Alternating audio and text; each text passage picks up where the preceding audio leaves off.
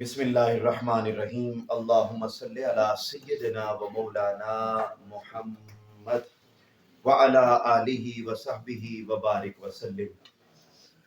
نہایت ہی واجب الاحترام سرمایہ تحریک، سرپرست تحریک اور عظیم ستارہ استقامت محترم المقام محترم محمد اشرف قادری صاحب، نہایت ہی واجب الاحترام محترم پروفیسر علامہ محمد احمد طاہر صاحب، ناظم مراکز علم لاہور زون، محترم المقام، ان کو بھی اگر میں اپنی زندگی کے اعتبار سے دیکھوں تو یہ بھی ایک عظیم یادگار تحریک ہیں۔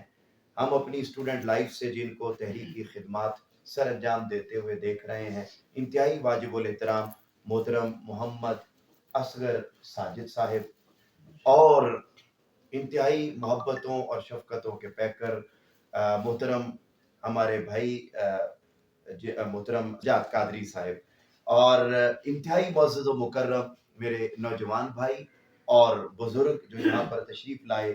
آج کی ہماری ویسے تو یہ سینٹر بڑی دیر سے قائم ہے اور یہاں تمام آپ احباب ہر ہفتہ کو یہاں پر تشریف لاتے ہیں اور ایک علم کی مجلس، علم کی کلاس ایک جاری و ساری ہے۔ تحریک منہاج القرآن نے اس دور میں، جیسا کہ ابھی آپ نے سنا، پورے ملک میں 25,000 مراکز علم قائم کیے ہیں، اور ان مراکز علم میں ایک مرکز علم وہ ہے جو آج یہاں پر ایک نئے سرے سے قائم ہو رہا ہے، جس کے اندر یہ نصاب آپ کے سامنے جو میں اس وقت آپ کو دکھا رہا ہوں، یہ نصاب یہ 25,000 مراکز علم میں پورے پاکستان میں پڑھایا جا رہا ہے، اور جہاں جہاں قائم ہو رہے ہیں وہاں پر مزید یہی والا نصاب آگے پڑھایا جائے گا۔ آج سے ہماری اس کلاس سے یہ جو نصاب اس وقت آپ دیکھ رہے ہیں، اس میں ٹوٹل 24 لیکچرز ہیں۔ بولیے جی کتنے لیکچرز ہیں؟ یہ پہلا سیمسٹر ہے، چونکہ یہاں ٹریننگ نہیں ہے، یہاں بس اس کا تعارف کروا کے آج میں نے حکم کے اعتبار سے میں نے یہاں پر آپ کو پہلا لیکچر ہی اس سلیبس کا پڑھانا ہے۔ دیکھیے گا، میں اس شکریہ کے جملے کے ساتھ سر کہ یہ واحد ایسا مرکز علم ہے سر، آپ کے نالج کے لیے بھی، کہ بزرگوں نے خود رابطہ کیا، کہیں سے نمبر لیا، یعنی ان کی جستجو، یہ عمر کے اعتبار سے تو آپ کو بزرگ دکھائی دے رہے ہیں، لیکن ان کے جذبے ہم سے بھی کہیں زیادہ جوان ہیں۔ اور انہوں نے جو پہلی کال میں اتنی محبت کی، اور حالانکہ میری اس سے قبل ملاقات ان سے نہیں ہے، مگر انہوں نے وہی جملے جو ان بچوں کے لیے بولے کہ یہ مستقبل ہے، اسی طرح کے محبت بھرے جملے انہوں نے بولے، اور میں انتہائی ادب سے، یعنی میرا دل کر رہا ہے کہ ہم سب مل کر ان کو باقاعدہ سلام کریں اور سلوٹ پیش کریں کہ ماشاءاللہ انہوں نے ہم سب کے لیے یہ ایک عظیم درسگاہ قائم کر رکھی ہے۔ اللہ رب العزت ان کا سایہ سلامت رکھے اور انہیں صحت و سلامتی عطا کرے۔ تو میں یہ عرض کر رہا تھا کہ 25,000 مراکز علم پورے ملک میں، اور ان ملک میں قائم کردہ جو مراکز علم ان میں یہ نصاب، یہ پہلا سیمسٹر ہے جو کتنے عرصے پر مشتمل ہے؟ 6 ماہ پر، اور 24 لیکچر۔ کتنا عرصہ ہے جی؟ 6 ماہ۔ 6 ماہ میں 24 لیکچر یہ پڑھائے جائیں گے۔ اچھا، ان میں 8 ٹاپکس ہیں جو پڑھائے جائیں گے، جو چونکہ ابتدائی اور پہلی، میں اس لیے چند جملے شروع میں عرض کر رہا ہوں، اس کے بعد میں تیزی سے آپ کے سامنے وہ سلیبس رکھنے لگا ہوں۔ 8 مضامین ہیں اس ایک کتاب میں، اور ان 8 میں سے ایک لیکچر میں کوئی سے 3 ٹاپک ہوں گے۔ مثلا آج ہم پہلا لیکچر لے رہے ہیں تو پہلے میں 8 کے 8 مضامین نہیں ہوں گے، کتنے ہوں گے جی؟ 3۔ اگلا لیکچر آئے گا پھر کوئی اور 3 ہوں گے، اگلا لیکچر آئے گا پھر انہی 8 میں سے وہ 8 کون کون سے ہیں۔ اس کتاب کے ذریعے پہلے نمبر پر تو ہم تجوید و قرات سیکھیں گے۔ بولیے جی کیا سیکھیں گے؟ تجوید و قرات، نمبر 1۔ نمبر 2، ترجمہ و تفسیر۔ ہم قرآن مجید کی مختلف آیات، ان کا ترجمہ اور ان کی مختصر تفسیر، وہ ہم اس کتاب کے ذریعے اس مرکز علم میں آپ احباب آئیں گے تو ہم سیکھیں گے۔ نمبر 3، ہم سیرت الرسول صلی اللہ علیہ وآلہ وسلم اس کتاب کے ذریعے پڑھیں گے، سیرت الرسول صلی اللہ علیہ وسلم۔ اور نمبر 4، ہم فقہی مسائل وہ ہم جانیں گے۔ پھر ہم مینرز آف لائف، آداب زندگی، وہ ہم اس کتاب کے ذریعے سیکھیں گے. پھر ہم افکار میں مختلف تحریکوں کا اور انقلابی جو اقدامات کرنے والے افراد ہیں ہم ان کا تذکرہ کریں گے. پھر ہم پرسنالٹی ڈیولپمنٹ، میں نے اپنا لباس کس طریقے سے پہننا ہے، میں نے گفتگو کس طریقے سے کرنی ہے، یعنی ہم شخصیت سازی. اور آخری آپس میں بھائی چارہ کیسے قائم کرنا ہے، آپس میں بھائی چارہ، مواخات. تو یہ ہم 8 ٹاپک اس کتاب کے ذریعے پڑھیں گے. اب میں ابتدا اس حدیث پاک سے کر رہا ہوں اور یہ پہلی دفعہ بیان کر رہا ہوں. اس تناظر میں اللہ رب العزت نے قرآن مجید میں ارشاد فرمایا وَعَلَّمَ آدَمَ الْأَسْمَاءَ كُلَّهَا، ہم نے آدم علیہ السلام کو اسماء کا علم دیا، ناموں کا علم دیا. اور یاد رکھ لیں علم ایک وسیع سمندر ہے، اس وسیع سمندر میں سے ناموں کا علم ایک جز ہے. ناموں کا علم علم کا ایک جز ہے، یہ کل علم بولیے نا نہیں. آپ بولیں گے تو پھر ہم بڑی تیزی کے ساتھ اور اچھے انداز میں ہم چل سکیں گے. علم کا ایک جز ہے ناموں کا علم، اسماء کا علم. ہم یہ مراکز علم قائم کیوں کر رہے ہیں؟ آپ اتنی ٹھٹھرتی سردی میں یہاں کیوں آتے ہیں اور آگے کس موٹیویشن کے ذریعے ہم آئیں گے؟ یہ جملہ صرف قرآن سے، حدیث بھی چھوڑ رہا ہوں ٹائم بچانے کی.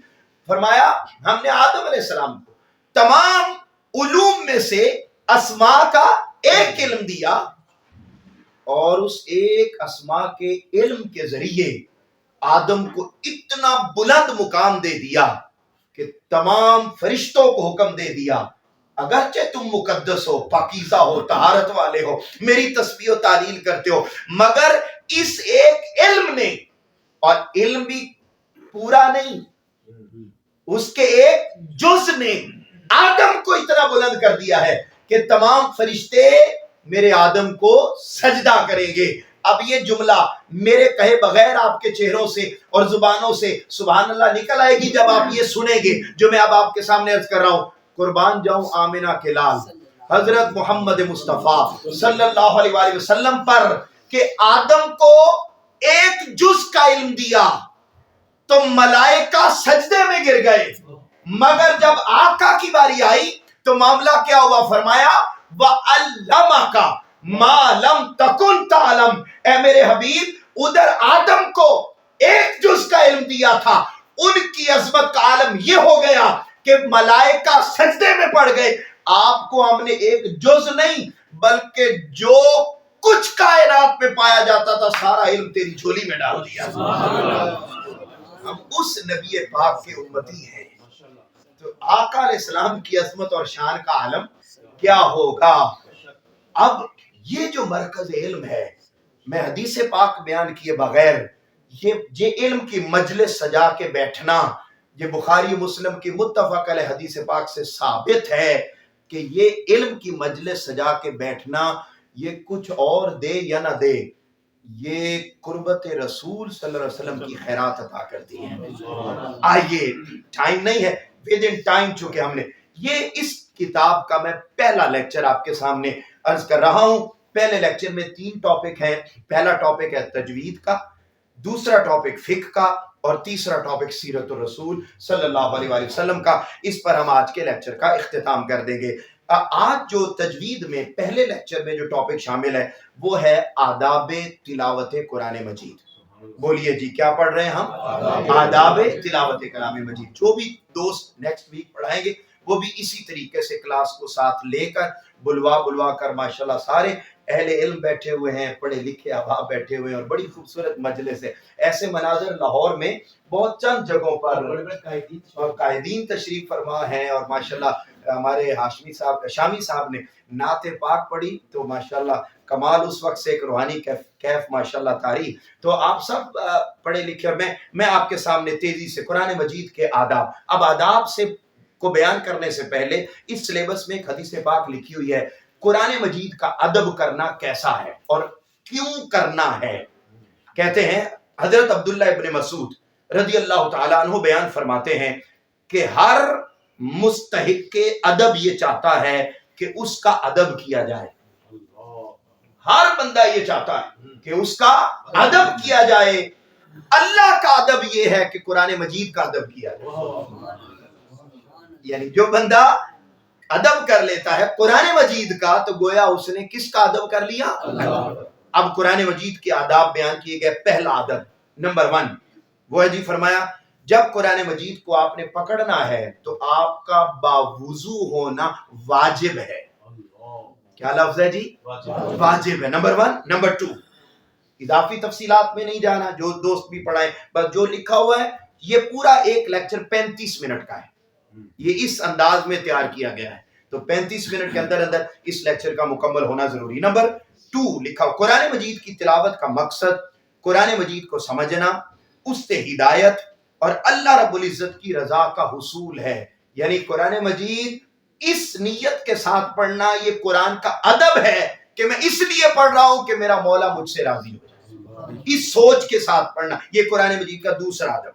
تیسرا ادب وہ یہ ہے کہ قرآن مجید کو یوں پڑھا جائے کہ میں یہ جو لفظ بول رہا ہوں یہ لفظ خدا کے ہیں, اور قرآن مجید پڑھتے ہوئے اپنے دل میں یہ فیل کرنا کہ میں اللہ سے باتیں کر رہا ہوں, مناجات, اللہ سے باتیں کر رہا ہوں. پھر حضرت امام حسن بصری رضی اللہ تعالی عنہ ان کا قول لکھا ہوا ہے, وہ فرماتے ہیں اقرأ القرآن وَكَأَنَّهُ عَلَيْكَ أُنزِلَ. جو دوست بھی پڑھائیں اگر عربی عبارت نہ پڑھ سکیں تو ترجمہ کر دیں, کوئی مسئلہ نہیں. لکھا قرآن مجید حضرت امام حسن بصری فرماتے ہیں قرآن مجید کو یوں پڑھو جیسے وہ تمہارے اوپر نازل ہو رہا ہو, اس انداز میں. یہ قرآن مجید کا ادب ہے.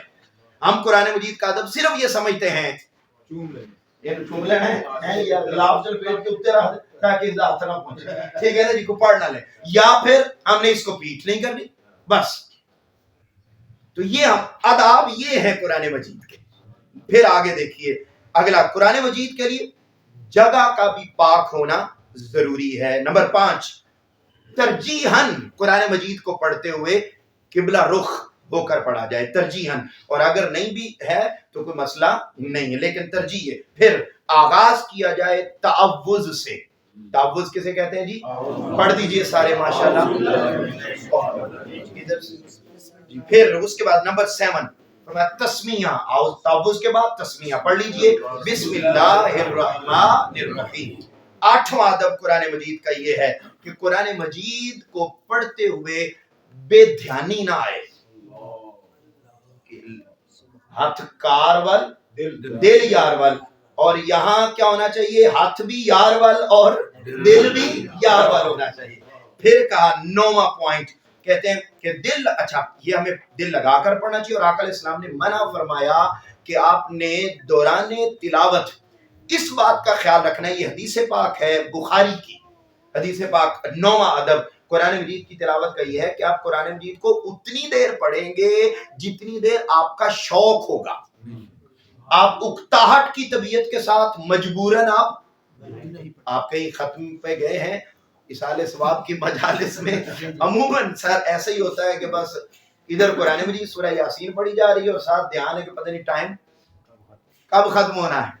اگر ایسی سچویشن ہو تو آپ نہ پڑھیں, یہ قرآن مجید کے آداب کے خلاف, اور یہ آقا علیہ السلام کا حکم ہے. حدیث ہے بخاری کی کہ آقا علیہ السلام نے اس سے منع فرمایا. پھر نمبر 10 دوران تلاوت آپ دنیاوی گفتگو نہیں کر سکتے, آپ کہا نہیں لگا سکتے, منع ہے. 11واں قرآن مجید کو ٹھہر ٹھہر کر پڑھنا. نمبر 12 قرآن مجید کو پڑھتے وقت رقت قلبی کا مظاہرہ کرنا, نرم دلی کے ساتھ, محبت کے ساتھ, اپنائیت کے ساتھ پڑھنا.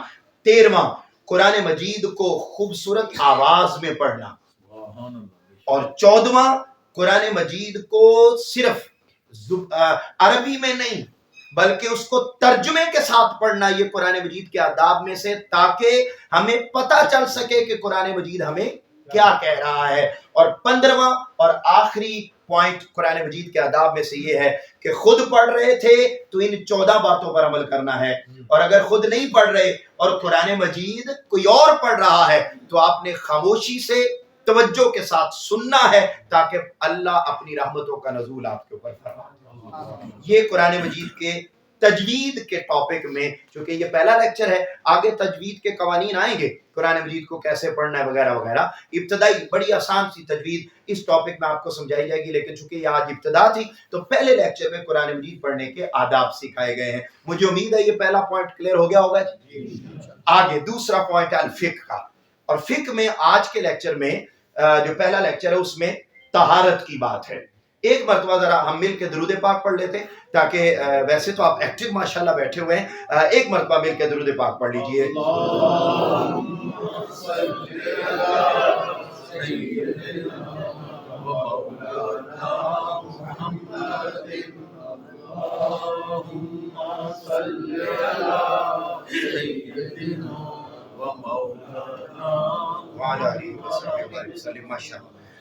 طہارت کے باب میں سب سے پہلے لکھا ہوا ہے طہارت کا معنی کیا ہے.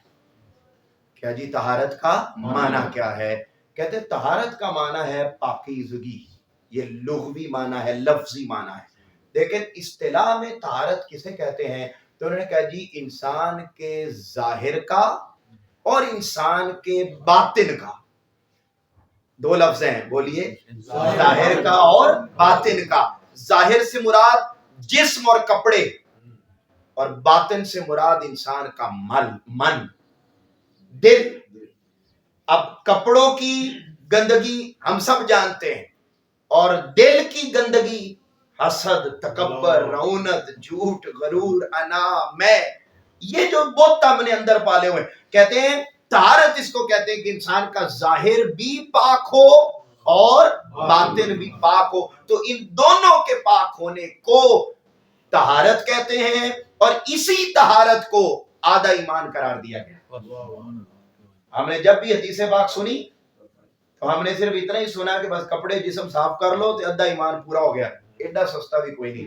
ٹھیک ہے جی. تو دونوں کا پاک ہونا، ظاہر اور باطن کا. پھر کس کا نور ملتا ہے جی؟ طہارت کا.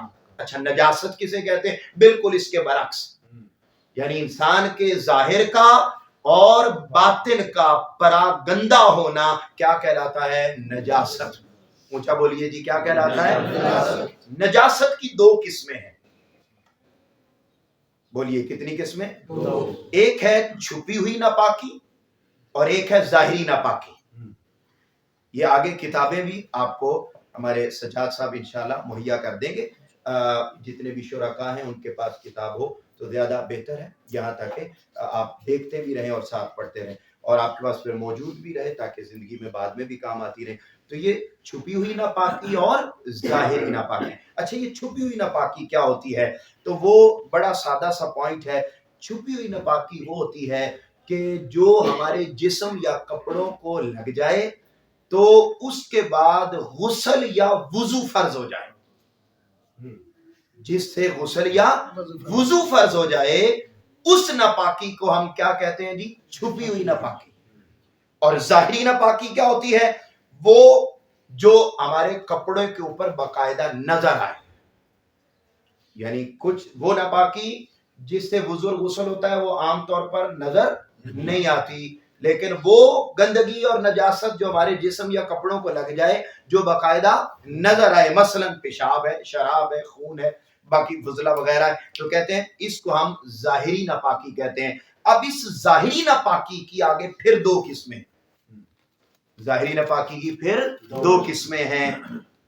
ماشاءاللہ پروفیسر احمد طاہر صاحب مفتی ہیں اور عظیم استاد ہیں. میں تو انہیں سبق ہی سنا رہا ہوں اسپیشلی اس پورشن میں ہے، کہیں غلطی ہو جائے تو ضرور رہنمائی فرمائیں. یہ اچھا جی. پھر آگے اب وہ جو ظاہری ناپاکی ہے اس کی آگے دو قسمیں ہیں. ایک ہے بڑی ناپاکی اور ایک ہے چھوٹی ناپاکی.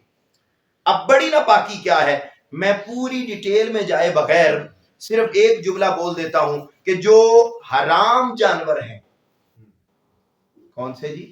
حرام جانور ہیں، ان کا اگر فضلہ، پیشاب، اسی طرح جانوروں کا گوبر، حرام جانوروں کا پیشاب، اسی طرح انسان اور جانوروں کا بہتا ہوا خون، پھر مرغی اور مرغابی اور بطخ، ان کی بیٹ، چیل، کوا، گدھ، یہ جتنے بھی یعنی حرام جتنے بھی جانور ہیں ان کا اگر فضلہ یا ان کا خون یا جو ان کی بیٹ، یہ جو چیزیں اگر ہمارے کپڑے کو لگ جائے یا ہمارے جسم کو لگ جائے تو ہمارا کپڑا اور جسم کیا ہو جائے گا؟ ناپاک ہو جائے گا. اچھا اس کی کتنی مقدار؟ یہ اس کے لیے ایک لفظ بولا جاتا ہے فقہ کی زبان میں 1 درہم کے برابر. اب درہم کیا ہوتا ہے؟ وہ لکھا بیان کیا کہ یہ ہم ایسے چلو کرتے اس میں ہم پانی ڈالتے ہیں تو جتنا پانی ایک چلو میں آ جاتا ہے نا اتنی مقدار کو 1 درہم بولا جاتا ہے. اتنی مقدار کو 1 درہم. اگر اتنی مقدار کے برابر حرام جانوروں میں سے خون پیشاب وغیرہ وغیرہ وغیرہ چیزیں لگیں تو ہمارا جسم ناپاک، ہمارا جسم یا کپڑا ناپاک ہوگا، ادروائز ناپاک نہیں ہوگا. اسے کم ہے تو آپ اس کے ساتھ بھی نماز پڑھ سکتے ہیں. لیکن اینڈ پر اس کتاب میں ایک جملہ لکھا ہوا ہے کہ چونکہ یہ احکام اس دور میں تھے فقہا نے ڈرائیو کیے جب سہولیات پانی کی اور دیگر معاملات وہ اس قدر وسیع نہیں تھے جتنے آج ہیں، تو لہذا بہتر یہ ہے کہ اگر تھوڑی سی بھی ان میں سے کوئی چیز لگ جائے تو آپ اپنے کپڑے کو دھوئیں اور اس کے بعد ہی نماز ادا کریں اور پھر ہی آپ کے وہ کپڑے پاک ہوں گے. اسی طریقے سے چھوٹی ناپاکی اس میں حلال جانوروں کا تذکرہ ہے. حلال جانور اگر ان کی کوئی چیز اس طرح لگ گئی اور وہ انہوں نے ذکر کیا کہ جو کپڑا آپ نے پہنا ہوا ہے اس کا 1/4 حصہ، فار ایگزامپل ہم نے قمیض کو کوئی چیز لگی تو قمیض کو ہم 4 حصوں میں تقسیم کریں گے، تو اگر اتنے حصے میں وہ چیز لگی، گندگی لگی، تو آپ کا کپڑا ناپاک ہوگا، ادروائز نہیں ہوگا. اچھا انہوں نے کہا اگر کم لگا ہوا ہے تو آپ کا کپڑا پاک ہے، آپ نماز پڑھ سکتے ہیں. لیکن پھر اینڈ پر وہی جملہ لکھا ہوا ہے کہ تھوڑی سی بھی لگ جائے تو بہتر ہے کہ آپ کا کپڑا پاک اور صاف ہی ہونا چاہیے اور اس صورت میں ہی آپ نماز ادا کریں گے. یہ طہارت کے مسائل اس میں سکھائے گئے ہیں الفقہ کے چیپٹر میں. آخری بات سیرت الرسول صلی اللہ علیہ وسلم کی، اور میں جب بھی یہ لیکچر دیتا ہوں اور الحمدللہ سر جانتے ہیں کہ میں یہ سلیبس الحمدللہ پورا اپنے گھر میں پڑھا چکا ہوں، اور صرف یہی نہیں بلکہ اس کا جو سیکنڈ سیمسٹر ہے اب اس میں قبلہ حضور کی اگلی کتاب ہے الروض الباسم من خلق النبی الخاتم. الحمدللہ صلی اللہ علیہ وسلم الحمدللہ ہر ویک میں ہر فرائیڈے کو رات 8 بجے وہ ہماری کلاس ہوتی ہے اور آن لائن بھی ہمارے فیس بک پیج پر بھی وہ لائیو چلتی ہے اور ہم اس کو مطلب آگے پھیلا رہے ہیں. اس میں یہ بات ہمیشہ کرتا ہوں کہ جب ہم سیرت الرسول کی بات کریں نا تو پھر آپ نے اپنے آپ کو پروفیسر چودھری محمد اشرف قادری صاحب کی اکیڈمی میں خود کو فیل نہیں کرنا. ذرا اپنے آپ کو مدینہ المنورہ کی فضاؤں میں لے کر جائیں اور ذرا وہاں پر ذرا اپنا کنیکشن ذرا دھیان دل میں رکھیے اور ذرا سوچ کر کے میں آقا علیہ السلام کا سراپا پڑھنے لگا ہوں، آقا علیہ السلام کا سراپا سننے لگا ہوں، تو آپ بلیو کیجئے گا کہ آپ کو سیرت رسول پڑھنے کی لذت ہی اور آئے گی. اور ہماری تو زندگیاں بیت رہی ہیں، ہم نے صرف سنا ہی ہے کہ رسول پاک صلی اللہ علیہ وسلم کی ذات کامل نمونہ ہے، لیکن ہم نے کبھی بھی اس کو جانا اور پڑھا نہیں ہے. یہی وجہ ہے کہ ہم پیچھے ہیں. وہ جو 1000 سال امت مسلمہ راج کرتی رہی ہے نا پوری دنیا پر، تو وہ صرف اس لیے ہی کرتی رہی ہے کہ انہوں نے ایک ایک لمحہ رسول پاک صلی اللہ علیہ وسلم کا پڑھا سیکھا. کوئی جس بھی فیلڈ میں گیا تو اس نے دیکھا کہ میں ڈاکٹر ہوں تو کامیاب ڈاکٹر کیسے بننا ہے. اب رسول پاک صلی اللہ علیہ وسلم تو صرف کوئی مذہبی پرسنالٹی محض نہیں تھے، آپ سے بڑا ڈاکٹر کوئی نہیں تھا، آپ سے بڑا انجینئر کوئی نہیں تھا، آپ سے بڑا سائنٹسٹ کوئی نہیں تھا، آپ سے بڑا کوئی حکیم نہیں تھا، آپ سے بڑا کوئی مدبر نہیں تھا، آپ سے بڑا کوئی سپہ سالار نہیں تھا، آپ سے بڑا کوئی ہیڈ آف اسٹیٹ نہیں تھا. یعنی جتنے ایسپیکٹ زندگی کے ہر ایک میں رسول پاک کامل ترین نمونے پر آپ کو دکھائی دیتے ہیں. وہ پھر اس ایسپیکٹ سے پڑھتے تھے. اور اب حالت یہ ہے، یہ جملہ آپ کے لیے حیرانی والا ہوگا کہ ہمارے مدارس میں جو علماء باقاعدہ پڑھتے ہیں ان کو بھی سیرت الرسول مدارس میں سلیبس میں نہیں پڑھائی جاتی، وہ بعد میں پڑھتے ہیں جب انہوں نے جمعے پڑھانے ہوتے تب وہ پڑھتے ہیں پھر لوگوں کو بتا. تو یعنی ہمارے سلیبس کا حصہ نہیں ہے. اور پھر سکول کالجز کے سلیبس میں تو ہے ہی نہیں. ٹھیک ہے نا جی. تو اب یہ مرکز علم جو تحریک منہاج القرآن 25,000 پورے ملک میں قائم کر رہی ہے، ان میں روز اول سے لے کر 63 سالہ زندگی کی ساری سیرت سبکن آڈینس کو لوگوں کو پڑھائی جا رہی ہے. اور آج کے پہلے لیکچر میں ہم آقا علیہ السلام کی تخلیق مبارکہ سے اور آپ کا مبارک حلیہ وہ آپ کے سامنے میں چند پوائنٹ میں رکھنے لگا ہوں۔ پہلی حدیث پاک لکھی، آقا علیہ السلام نے اپنی تخلیق کے بارے میں ارشاد فرمایا سب سے پہلی مخلوق جسے اللہ نے وجود بخشا وہ میں محمد صلی اللہ علیہ وسلم کا نور تھا۔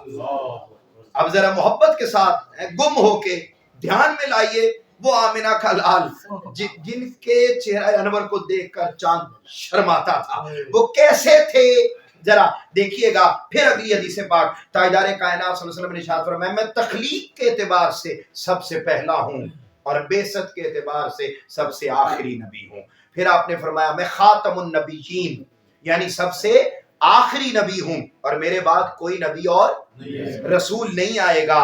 آپ نے مزید وضاحت فرمائی کہ میری بعثت کے بعد انبیاء اور رسول کی بعثت کے سلسلہ کی تکمیل اور خاتمہ کر دیا گیا۔ آپ کے والد گرامی کا نام حضرت عبداللہ رضی اللہ تعالی عنہ، آپ کی والدہ ماجدہ کا نام حضرت سیدہ آمنہ سلام اللہ علیہا ورضی اللہ عنہا۔ آپ کی ولادت باسعادت پیر کے روز 12 ربیع الاول کو صبح کے وقت شہر مکہ میں ہوئی، اور ایسا شہر کہ آپ کی ولادت کی وجہ سے، آپ کے میلاد کی وجہ سے اللہ رب العزت نے قرآن میں اس شہر کی قسمیں کھائی ہیں۔ اب آقا علیہ السلام دنیا میں تشریف لے آئے، کیسے تھے ذرا توجہ سے جملے سنیے، اب ذرا مزید گم ہو جائیں ان کیفیات میں کہ تاجدار کائنات صلی اللہ علیہ وسلم کیسے تھے۔ فرمایا نمبر 1، آپ صلی اللہ علیہ وآلہ وسلم کی گردن مبارک چاندی کے ستون کی طرح چمکدار تھی۔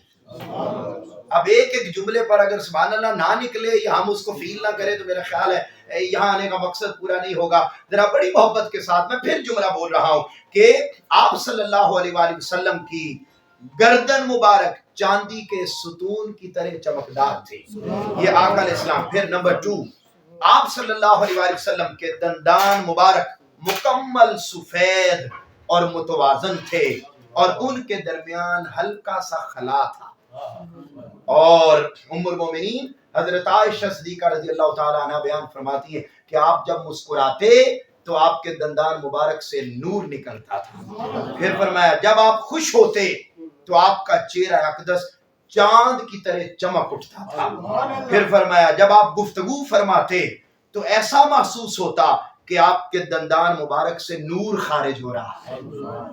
آپ کے دست مبارک اور قدمین مبارک نسبتاً بڑے اور بڑے خوبصورت تھے۔ آقا علیہ السلام کی ہتھیلیاں اور تلوے مبارک نرم و گداز اور بڑے بھرے بھرے ہوئے تھے۔ پھر آپ صلی اللہ علیہ وسلم کے قدمین مبارکہ پر بال نہ تھے، اور جب آپ انہیں دھوتے تو قدمین کی نرمی کی وجہ سے پانی ان پر ٹھہرتا نہیں تھا، بلکہ ریشم کی طرح نرم اور ملائم تھے تو پانی آگے ٹھہرتا نہیں تھا، رکتا نہیں تھا۔ پھر فرمایا آپ چلتے ہوئے مضبوطی سے قدم اٹھاتے، پاؤں گھسیٹ کے نہیں چلتے تھے چھوٹے بچوں کے لیے، آپ چلتے ہوئے مضبوطی سے قدم اٹھاتے اور جما کر زمین پر رکھتے، جھک کر اس طرح چلتے کہ یوں لگتا جیسے بلند پہاڑی سے نیچے کی طرف آپ تشریف لا رہے ہو، یعنی ایسے ادھر ادھر نہیں، بالکل ایسے جھک کر آقا علیہ السلام چلتے تھے۔ پھر آپ کے چلنے کا انداز ذرا دیکھیے، چلنے میں آپ سے تیز کوئی نہیں تھا، صحابہ کرام دوڑ رہے ہوتے اور آقا علیہ السلام چل رہے ہوتے ہیں۔ طاقت بھی تو پھر اللہ رب العزت نے، آقا علیہ السلام نے فرمایا اللہ نے مجھے 40 مردوں کے برابر طاقت عطا فرمائی، یہ آپ دیکھیں۔ پھر چلتے، اچھا گویا زمین آپ کے لیے لپیٹ دی جاتی، آپ صلی اللہ علیہ وسلم کے ساتھ چلنے والوں کو ساتھ دینے کے لیے اپنی پوری کوشش صرف کرنا پڑتی۔ اور میں یہاں تعزیز نعمت کے لیے عرض کر رہا ہوں کہ ایسا منظر ہم اپنی زندگی میں ایک اور شخصیت میں بھی تو دیکھتے ہیں جن کو دنیا شیخ الاسلام پروفیسر ڈاکٹر محمد طاہر القادری کے نام سے جانتی، کہ اللہ رب العزت نے ایسا فیض عطا کیا کہ آپ چل رہے ہوتے اور باقی سارے بھاگ رہے ہیں، ٹھیک ہے۔ تو یہ آقا علیہ السلام کی خاص عنایت ہے۔ جیسے آقا علیہ السلام کو عمر بھر جمائی نہیں آئی تو ہم نے سیدی شیخ الاسلام کو عمر بھر جمائی لیتے ہوئے نہیں دیکھا۔ خیر آگے چلتے ہیں۔ فرمایا جب، اب یہ دیکھ آقا علیہ السلام کا ذاتی معمول یہ تھا کہ آپ چلتے اور باقی لوگ دوڑ، لیکن جب آقا علیہ السلام کو پتہ چل جاتا، یہ بڑا خاص پوائنٹ ہے، جب آقا علیہ السلام کو پتہ چل جاتا کہ میرے ساتھ چلنے والوں میں بزرگ ہیں، کمزور ہیں، تو پھر آپ کیا کرتے؟ جب کمزور لوگ، بزرگ لوگ سفر میں آپ کے ساتھ ہوتے تو آپ ان کو اپنے ساتھ رکھنے کے لیے اپنے چلنے کی رفتار کم کر دیتے، نمبر 1، یا انہیں سواریوں پر بٹھا دیتے اور خود پیدل چلتے رہتے۔ یہ ہے فیلنگز کا احساس، کہ کوئی دوسرا فیل نہ کرے کہ یار مطلب، یا انہیں مشکل نہ آئے، یعنی اپنے آپ کو دوسروں کے لیے آسان بنانا، یہ آقا علیہ السلام۔ اور پھر کرتے، اور نہ صرف ان کو بٹھاتے سواریوں پر، بلکہ سواری پر بٹھا کر ان کے لیے دعا بھی فرماتے، اللہ ان کو صحت اور تندرستی عطا فرمائے۔ پھر آپ اس بات، سیکنڈ لاسٹ پوائنٹ، پھر آپ اس بات پر زور دیتے کہ صحابہ کرام آپ کے پیچھے چلنے کی بجائے آپ کے آگے آگے چلیں۔ یہ ہے کارکن اور قائد کا رشتہ، کہ آپ اس طرح پروٹوکول دیتے۔ اور آخری پوائنٹ سنیے اور بات کو ہم ختم کرتے ہیں۔ یہ پورا ایک لیکچر ہمارا آج کا مکمل ہو گیا، اگلے ویک میں پھر لیکچر نمبر 2، یہ پورے لیکچر بنے ہوئے ہیں، لیکچر 1 2 3 ایسے 24۔ دیکھیے جی، کہتے آپ صلی اللہ علیہ وآلہ وسلم کا رخ انور تمام انسانوں کے چہروں سے زیادہ خوبصورت تھا۔ آپ کی جسمانی ساخت تمام انسانوں میں سب سے زیادہ دلکش اور سب سے زیادہ حسین اور جمیل تھی۔ اسی کو ہی حضرت حسان بن ثابت نے بیان کیا، وَأَحْسَنُ مِنْكَ لَمْ تَرَ عَيْنٌ وَأَجْمَلُ مِنْكَ لَمْ تَلِدِ النِّسَاءُ خُلِقْتَ مُبَرَّأً مِنْ كُلِّ عَيْبٍ كَأَنَّكَ قَدْ خُلِقْتَ كَمَا تَشَاءُ۔ اللہ رب العزت یہ جو مرکز علم کی کلاس جس کا آغاز محترم اشرف قادری صاحب نے اس اپنے سینٹر میں، اس اپنے گھر میں کیا ہے، اللہ رب العزت اس ساری کاوش کو بھی قبول فرمائے۔ جتنے احباب یہاں علم کی خیرات لینے کے لیے آتے ہیں، سب پر اپنی رحمت اور برکت کا نزول فرمائے۔ وما علینا الا البلاغ۔